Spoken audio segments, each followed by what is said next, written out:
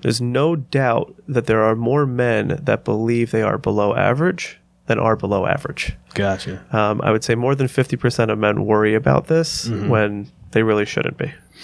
That makes a lot of sense. So let's talk some takeaways and pointers to help men dealing with this type of performance anxiety. So Casey, before we come to that question, I think it's also important that we do talk just a little bit about pornography in all of this, because I do think that the pornography industry plays a role in all of this. Because beyond that locker room bravado, pornography certainly does depict above average penises, and it makes sense that they would, because it is a form of entertainment. It certainly is a form of sexual pleasure, but it's a form of entertainment.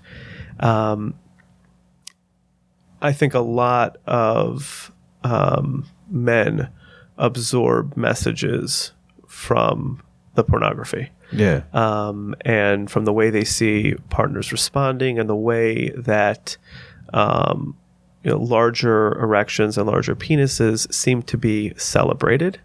And I think that can really misconstrue a lot of people's thinking. So I think it's important that we mention that. It probably is a topic within itself. But I think much like anything else in the entertainment industry, look, the reality of it is nobody would want to pay to go see a movie about random 2-hour segment in your life or in my life or really in almost anybody's life. It's not entertaining. Real life is not entertainment.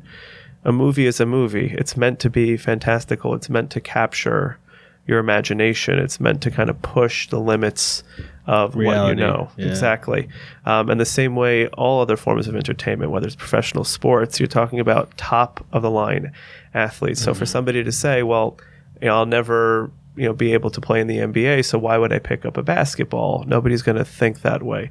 So I think there's a lot more to talk about with the messaging when it comes to pornography. And I think the struggle that many men, particularly I think younger men now, have between differentiating between entertainment and reality.